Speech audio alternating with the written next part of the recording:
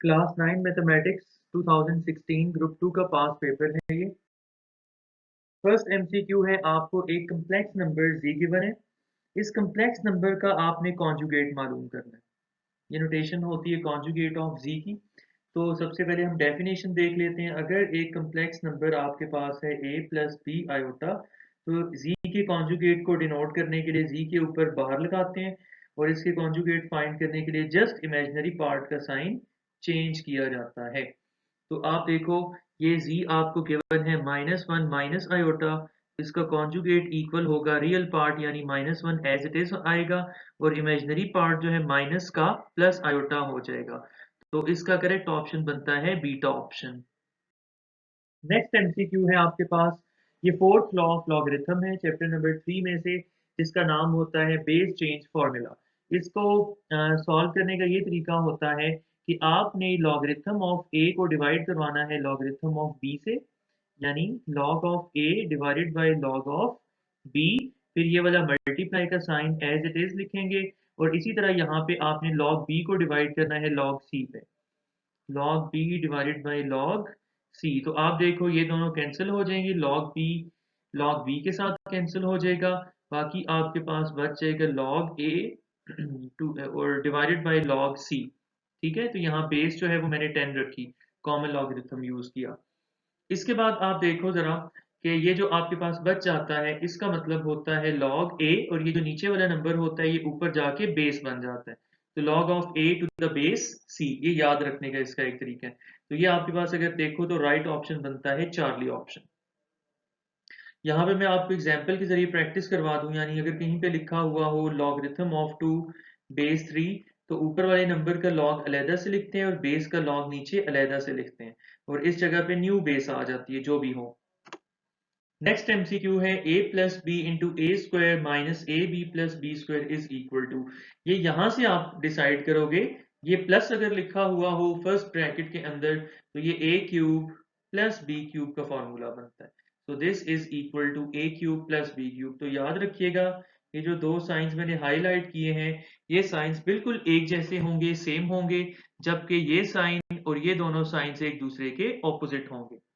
So correct option is alpha option. अब इस question में हमने फैक्टराइज करके इसके फैक्टर्स तलाश करने हैं, तो इसके फैक्टर्स तलाश करने के लिए हम मिड टर्म ब्रेक कर लेते हैं। तो इसके फैक्टर्स के लिए मिड टर्म ब्रेक यहाँ पे लिखता हूँ मैं। इसके फैक्टर्स होंगे -20xy एंड पॉजिटिव 3xy और -12y स्क्वायर। फिर आप देखो फर्स्ट टू टर्म्स के अंदर क्या कॉमन नजर आएगा, आपको 5x कॉमन नजर आएगा, तो ये बन जाएगा 5 4 आर 20। और इन दोनों लास्ट टर्म्स के अंदर -3y कॉमन नजर आ रहा है, तो -3y को कॉमन निकालने से ये आपके पास बन जाएगा x 4y। Now this bracket is common, तो x 4y को बाहर कॉमन निकालने से यहाँ पे आपके पास बचेगा 5x और यहाँ बनेगा -3y। तो ये 5x -3y दोनों इधर आ जाएंगे। अब आप देखो ये कौन सा ऑप्शन बन रहा है, 5x -3y और x -4y, beta option is the correct option. MCQ number 5 है, an irrational radical with rational radicand is called surd. ये सर्ड की डेफिनेशन होती है, ठीक है। इसको मैं एक्सप्लेन कर दूं इसका मतलब क्या होता है। आप कोई एक rational number low, for example 2, उसका अगर रूट लेने से, फॉर एग्जांपल अगर स्क्वायर रूट लेने से आंसर इरेशनल नंबर आ जाए, जो कि इरेशनल नंबर आता है, ठीक है। अगर आप कैलकुलेटर में लिखो स्क्वायर रूट 2, तो इरेशनल के टॉपिक से आपने सीखा होगा कि square root of 2 is irrational. तो जब भी किसी रैशनल नंबर का स्क्वायर रूट या क्यूब रूट या फोर्थ रूट कोई भी रूट लेने से आंसर इरेशनल आ जाए, तो इस सिचुएशन में ये जो सारा नंबर होता है इस सारे नंबर को हम कहते हैं सर्ड। अब एक और एग्जांपल हम स्टडी करते हैं। कोई आपसे पूछे कि क्या स्क्वायर रूट ऑफ 4 एक सर्ड होगा, answer is no, this is not a surd. इसकी रीजन क्या है? No doubt 4 is a rational number, लेकिन इसका स्क्वायर रूट लेने के बाद जो आंसर आता है वो इरेशनल नहीं आता, इरेशनल आंसर नहीं आता बल्कि रैशनल आ जाता है। तो इसका आंसर इरेशनल ना होने की वजह से ये सर्ड नहीं बनता। नेक्स्ट एमसीक्यू है, हमें इनका एचसीएफ कैलकुलेट करना है। तो ये जो फर्स्ट पॉलिनोमियल है इसको फैक्टराइज करते हैं हम, तो आप देखो यहाँ पे कॉमन आपको नजर आएगा पी क्यू इज कॉमन। तो पी क्यू जब कॉमन निकालूंगा तो 3 में से एक पावर बाहर निकल जाएगी, बाकी 2 पावर्स बच जाएंगी। और इसी तरह यहाँ क्यू की 3 में से दो एक पावर बाहर चली जाएगी और अंदर एक पावर बाकी बच जाएगी। फिर इसके बाद जो सेकंड है ये वाली पोलिनोमियल, इसको हम फैक्टराइज कर लेते हैं। तो आप देखो यहाँ P square and Q square common है, तो पी स्क्वायर और क्यू स्क्वायर जब कॉमन निकालोगे तो यहाँ 5 में से 2 पावर्स बाहर निकल जाएंगी, बाकी 3 पावर्स बच जाएंगी। तो ये यानी आपके पास बनेगा पी क्यूब, और इसी तरह क्यू 5 में से 2 पावर्स बाहर निकल जाएंगी और अंदर बाकी आपके पास बचेंगी 3 पावर्स। इसको फर्दर हम फैक्टराइज कर लेते हैं, तो इसको लिख सकते हैं पी स्क्वायर क्यू स्क्वायर और आगे ए क्यूब माइनस बी क्यूब का फॉर्मूला बना लेते हैं हम। वो होता है ए माइनस बी, फिर A square plus A into B plus B square. और इसको भी हम जरा एक और स्टेप में फैक्टराइज कर लेते हैं इधर नीचे। तो आप देखो सेकंड ब्रैकेट पे ए स्क्वायर माइनस बी स्क्वायर का फॉर्मूला अप्लाई होगा और ये बनेगा ए प्लस बी ए माइनस बी। अब आप जरा गौर करो, हमने जो है इन दोनों के दरमियान HCF यानी हाईएस्ट कॉमन फैक्टर कैलकुलेट करना है। तो अनकॉमन फैक्टर्स को इग्नोर कर दो। दोनों में जब कंपेयर करोगे, इस लाइन को इस सारी लाइन के साथ कंपेयर करोगे तो आपको नजर आएगा ये फैक्टर अनकॉमन है, इग्नोर कर देंगे हम। इसी तरह आपको नजर आएगा P प्लस क्यू अनकॉमन है, इग्नोर कर देंगे। अब यहाँ पी क्यू की पावर 1 है और जबकि यहाँ पे जो है P की पावर और Q की पावर 2 है। तो कॉमन फैक्टर निकालना चाह रहे हैं, ठीक है। तो P और Q की वो कौन सी ऐसी हाईएस्ट पावर है जो दोनों के अंदर अवेलेबल हो, जो दोनों के पास हो, तो that is P power 1 and Q power 1। तो इनको हम इधर ले आएंगे। उसके बाद ये जो ब्रैकेट है P माइनस Q, ये भी दोनों के अंदर कॉमन है, ये भी आ जाएगी। So this is the correct option. तो इसका राइट ऑप्शन बनता है बीटा ऑप्शन। इसका स्क्वायर रूट हमें चाहिए, तो याद रखिएगा जब भी ऐसे क्वेश्चन में स्क्वायर रूट फाइंड आउट करना होता है तो हम गिवन एक्सप्रेशन को की कंप्लीटिंग स्क्वायर करते हैं, उसको परफेक्ट स्क्वायर यानी a plus B whole square या a minus B whole square की शक्ल में एक्सप्रेस आपने करना होता है। आप जानते हो इस गिवन पॉलिनोमियल को हम ऐसे लिख सकते हैं एक्स स्क्वायर का स्क्वायर प्लस सेकेंड टर्म को मैं लिख सकता हूँ 1/x² का स्क्वायर, और इस 2 को हम लिख सकते हैं एक्स स्क्वायर इंटू 1/x², क्योंकि ये दोनों कैंसिल होके वापस ओरिजिनल ये 2 बन जाता है। तो फॉर्मूले की डिमांड थी, उसकी टर्म्स को कंप्लीट करने के लिए, उसकी कंडीशंस को फुलफिल करने के लिए हमने इनको सामने शो करवा दिया। अब ये एक्चुअली आपके पास बन रहा है A square plus B square plus 2ab। तो ये किसके इक्वल होता है? ये इक्वल होता है a plus B whole square. अब आपने स्क्वायर रूट लेना है तो आप लिख सकते हो टेकिंग स्क्वायर रूट। तो इस स्क्वायर रूट की वजह से ये जो होल स्क्वायर था ये इस स्क्वायर रूट के साथ कैंसिल हो जाएगा और final result will be plus minus x square plus 1/x²। I am sorry. तो correct option is the beta option. LCM and HCF, आपने ये एक फॉर्मूला चैप्टर नंबर 6 में पढ़ा होगा कि LCM और HCF इन दोनों की जो प्रोडक्ट होती है ये दोनों पोलिनोमियल्स की प्रोडक्ट के इक्वल आती है, यानी Px इंटू QX।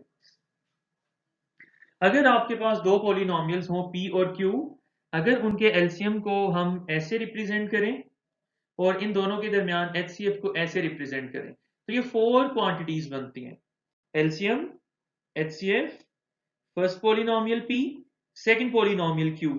तो याद रखिएगा दोनों पोलिनोमियल्स की जो प्रोडक्ट होती है वो एलसीएम और HCF की प्रोडक्ट के इक्वल आती है। ये एमसीक्यू पास पेपर में मैनी टाइम्स आ चुका है।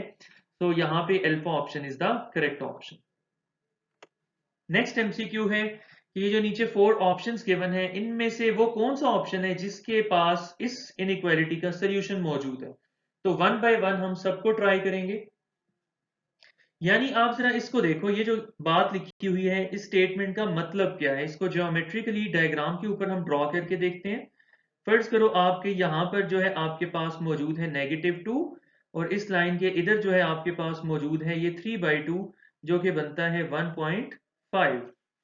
अब पूछा जा रहा है कि x जो है -2 से ग्रेटर है, मतलब इस साइड पे होगा, और x जो है वो 3/2 से लेस है, छोटा है, तो वो इस साइड पे होगा।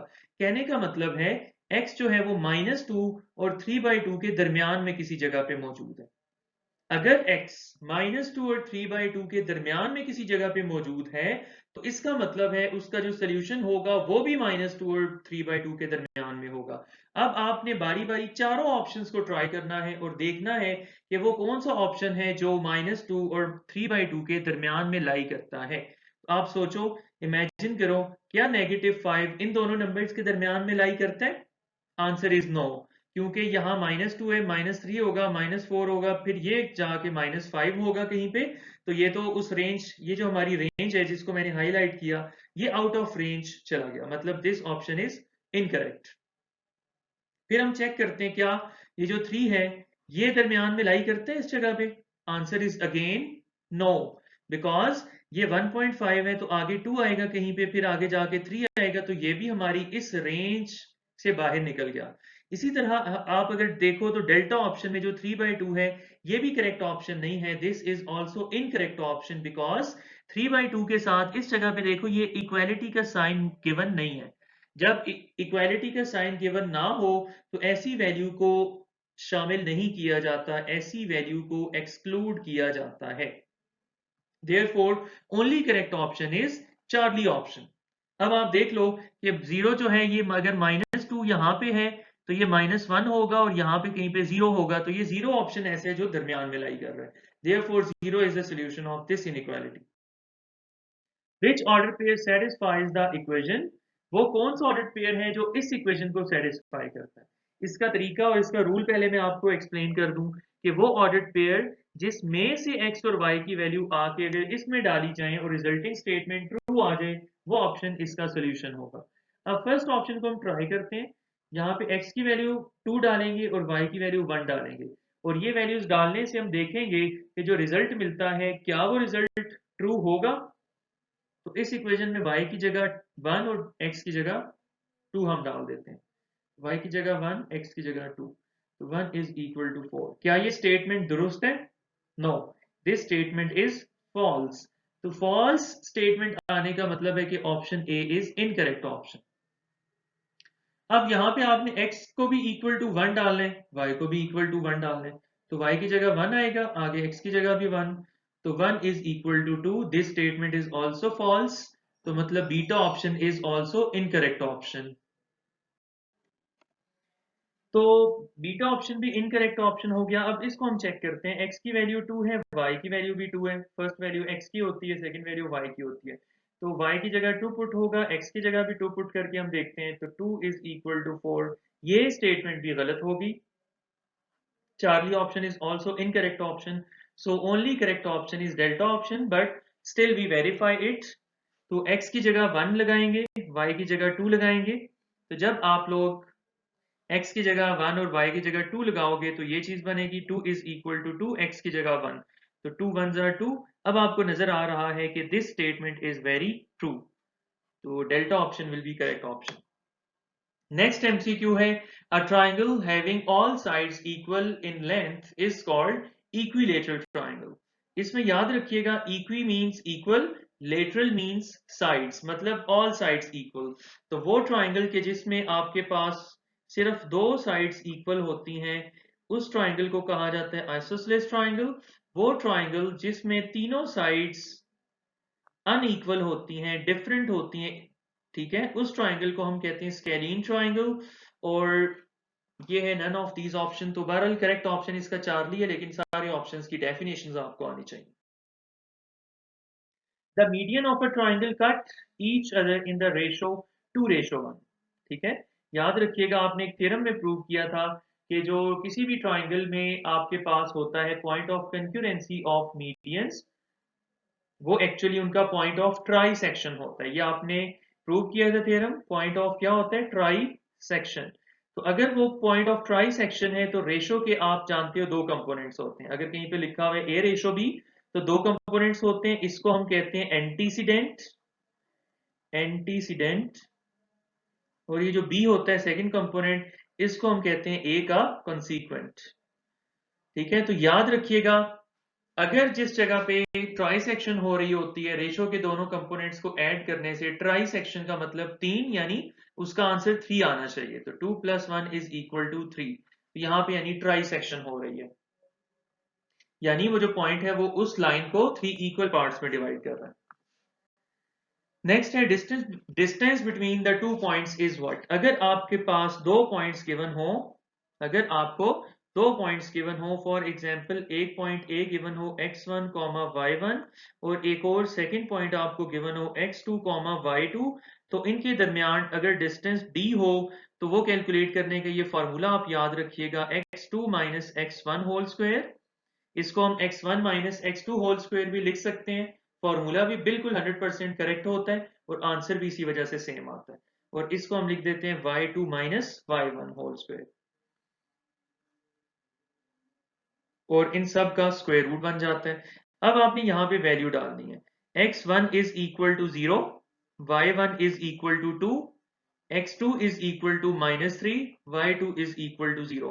तो ऐसे करते हुए हम वैल्यूज डालते हैं, तो ये -3 - 0 का होल स्क्वायर आ जाएगा, और फिर 0 - 2 का होल स्क्वायर आ जाएगा आपके पास, और फिर इन सब का हम ले लेंगे स्क्वायर रूट।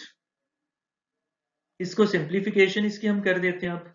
तो -3 और -0 होते हैं -3, -3 का स्क्वायर आ जाएगा +9, आगे 0 - 2 = -2, फिर -2 का स्क्वायर हो जाएगा +4। तो ये इसका आंसर बनेगा square root of 13। Beta option is the correct option. फिर नेक्स्ट एमसीक्यू है हमारा, order of transpose of this matrix is. इस मैट्रिक्स का, इस ओरिजिनल मैट्रिक्स का ऑर्डर है 3/2। कैसे? क्योंकि इसके पास ये देखो 1 2 3 रोज हैं और 1 और 2 2 कॉलम्स हैं। तो इस ओरिजिनल मैट्रिक्स का ऑर्डर 3/2 है, बट ओरिजिनल मैट्रिक्स का ऑर्डर नहीं पूछा गया, बल्कि इस गिवन मैट्रिक्स के ट्रांसपोज का ऑर्डर पूछा गया है। तो जब गिवन मैट्रिक्स के ट्रांसपोज का ऑर्डर लिखना हो तो इनकी जगह हम इंटरचेंज कर देते हैं। आप जानते हो ना, ट्रांसपोज में हम जो है वो रोज को कॉलम्स बना देते हैं, और ऑटोमेटिकली जो है as a result of this transpose जो कॉलम्स होते हैं वो रोज बन जाते हैं। तो इसका ऑर्डर होगा, ट्रांसपोज का ऑर्डर पूछा हुआ है, वो होगा 2/3। So beta option is correct option. ये एमसीक्यू बहुत जो है इंपॉर्टेंट एमसीक्यू है, मेनी टाइम्स आ चुका है पेपर में, और पेपर बनाने वाले एग्जामिनर के लिए जो है ये क्वेश्चन इसलिए इंटरेस्ट का बाइस होता है, क्योंकि स्टूडेंट्स मिस्टेक करके, जल्दबाजी करते हैं, तो इस गिवन मैट्रिक्स का ऑर्डर लिखाते हैं। यानी आप में से अक्सर स्टूडेंट्स ने सोचा होगा शायद इसका ऑप्शन ए करेक्ट ऑप्शन है, बट याद रखिएगा इस क्वेश्चन में मैट्रिक्स का ऑर्डर नहीं बताना, बल्कि उसके ट्रांसपोज का ऑर्डर बताना है। लास्ट एमसीक्यू है, characteristics of 1662.4 is equal to what. Characteristic मालूम करने का सिंपल तरीका, आप अपना एक मेथड बना लो कि जो भी गिवन नंबर हो उसको आपने साइंटिफिक नोटेशन में एक्सप्रेस करना है। तो इसकी साइंटिफिक नोटेशन आप देखो कि अकॉर्डिंग टू साइंटिफिक नोटेशन ये जो डेसिमल का साइन है, इसको 1 और 6 के दरमियान में, फर्स्ट 2 डिजिट्स के दरमियान में इस जगह पे होना चाहिए। ठीक है, तो इसको लाने के लिए आप स्टार्ट में ले आए। इस शिफ्टिंग के लिए कितने डिजिट्स को आपने क्रॉस किया? 1 2 3। तो आप 10 की पावर पॉजिटिव 3 के साथ मल्टीप्लाई करोगे।